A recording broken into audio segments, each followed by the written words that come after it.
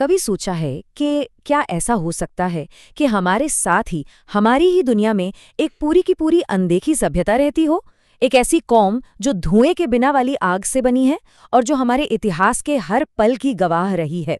आज हम इसी अदृश्य राष्ट्र यानी जिन्नों के धर्म शास्त्रीय और ऐतिहासिक वर्गीकरण की गहराइयों में उतरने वाले हैं। देखिए, ये सवाल सिर्फ एक कोरी कल्पना नहीं है, बल्कि ये एक बहुत पुराने विश्वास की बुनियाद है।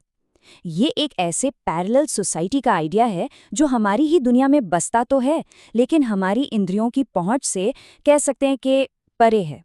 और यही विचार हमें इंसानी वजूद से जुड़े कई गहरे सवालों पर सोचने पर मजबूर कर देता है। तो चलिए इस रहस्यमय दुनिया की परतों को एक एक करके खोलते हैं। हम शुरू करेंगे उनकी पैदाइश के उस दौर से और फिर बात करेंगे उनके वजूद के व्यक्तिगत असर तक की। चलिए समय में थोड़ा पीछे चलते हैं, इंसानियत के आने से भी बहुत पहले के दौर में, और जिन्नों की पैदाइश की कहानी को जानते हैं। ये वो जमाना था जब जमीन पर हुकूमत किसी और ही मखलूक की थी। तो धार्मिक ग्रंथों के मुताबिक जिन धुएं रहित आग की लौ से बने हैं, जबकि इंसान मिट्टी से। और यही तात्विक फर्क ही उन्हें हमसे बिल्कुल अलग बनाता है, उनकी ताकतों और कमजोरियों को तय करता है। और हाँ, उनका वजूद इंसान से कई ज्यादा पुराना माना जाता है। जिन्नों का इतिहास एक तरह से कुदरत और फसाद के बीच एक लगातार चलने वाले संघर्ष की कहानी है। पहले जिन जान के बाद उनकी नस्ल में फितना फैला, मतलब ऐसा बिगाड़ और फसाद कि जमीन पर खून खराबा आम हो गया। तो इस अराजकता को खत्म करने के लिए फरिश्तों की एक फौज भेजी गई जिसने दुनिया में दोबारा अमन कायम किया। अब हम एक ऐसे मोड़ पर आते हैं जिसने कायनात की तकदीर को हमेशा के लिए बदल दिया। ये कहानी है एक सबसे ज्यादा इबादत करने वाले जिन के तकब्बुर यानी अहंकार की, जिसने अच्छाई और बुराई के बीच एक कभी न खत्म होने वाली जंग छेड़ दी। अज़ाज़ील, जो अपनी इबादत के लिए मशहूर था, उसे एक ऐसी आजमाइश में डाला गया जिसने उसका असली रूप जाहिर कर दिया। जब उसे आदम को सजदा करने का हुक्म मिला तो उसके अंदर छुपे घमंड ने उसे ऐसा करने से रोक दिया। बस ये एक इनकार उसे जन्नत की बुलंदियों से गिराकर इब्लीस बना देता है, जिसका मकसद अब सिर्फ इंसानियत को बहकाना है। ये जो बात है ना, ये इब्लीस के पतन की असल वजह को साफ कर देती है। अहंकार। ये एक तरह से याद दिलाता है कि सबसे बड़ा खतरा अक्सर बाहर से नहीं बल्कि हमारे अंदर से ही पैदा होता है।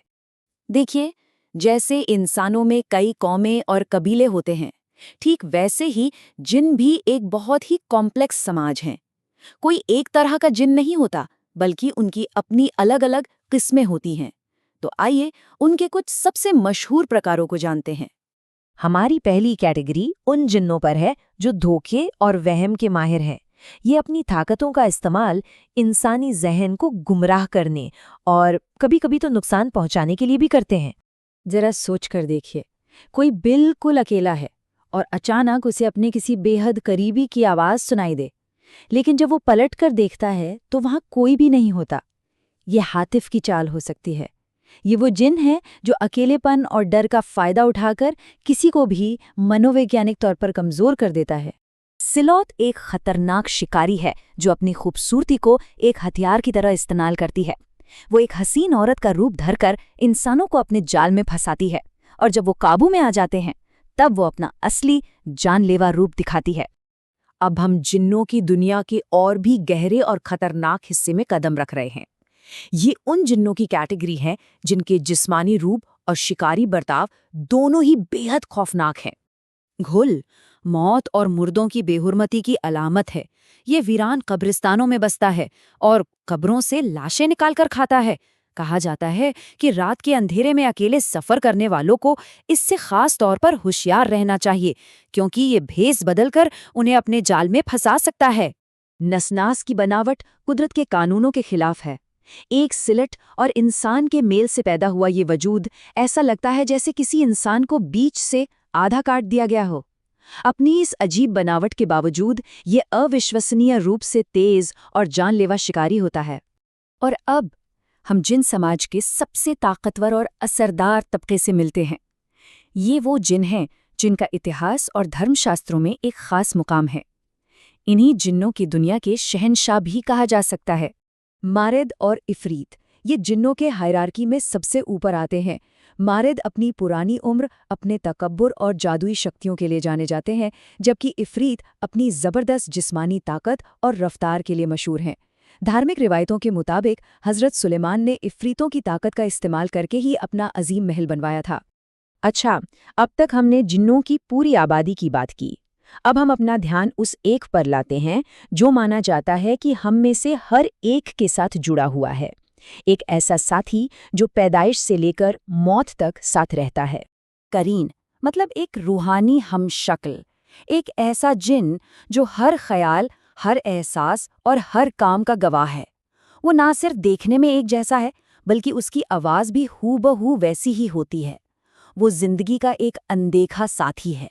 तो मतलब ये हुआ कि हर इंसान के अच्छे और बुरे काम का सीधा असर उसके करीन पर पड़ता है। नेक काम या अच्छे कर्म उसे कमज़ोर करते हैं, जबकि गुनाह उसे और ताकतवर बना देते हैं। ये जो कॉन्सेप्ट है ना, ये पर्सनल रिस्पॉन्सिबिलिटी के आइडिया को बहुत मजबूती से सामने रखता है कि इंसान अपने कर्मों से ही अपने रूहानी हमशक्ल को गढ़ रहा है, उसे एक शक्ल दे रहा है। तो जिन्नों की ये पूरी दास्तान हमें कहाँ ले जाती है? ये हमें एक कभी न खत्म होने वाली कश्मकश के बीचों बीच ले जाती है, जिसके नतीजे हमारी दुनिया और हमारी रूहों पर पड़ते हैं। जिन्नों के बारे में ये तमाम रिवायतें एक बड़े धर्मशास्त्रीय नज़रिए का हिस्सा हैं। वे एक ऐसी दुनिया की तस्वीर पेश करती हैं जहां इंसान अकेला नहीं है और उसे लगातार नैतिक आजमाइशों और अनदेखी कश्मकश का सामना करना पड़ता है। ये एक ऐसी दुनिया है जहां हर फैसले की एक रूहानी अहमियत होती है। तो हम इस आखिरी सवाल के साथ अपनी बात खत्म करते हैं। अनदेखी ताकतों की ये कहानियां हमारी नैतिकता की समझ को कैसे बनाती हैं? वे हमें अच्छाई और बुराई के बारे में क्या सिखाती हैं? और सबसे ज़रूरी सवाल, वे हमें खुद हमारे बारे में क्या सिखाती हैं?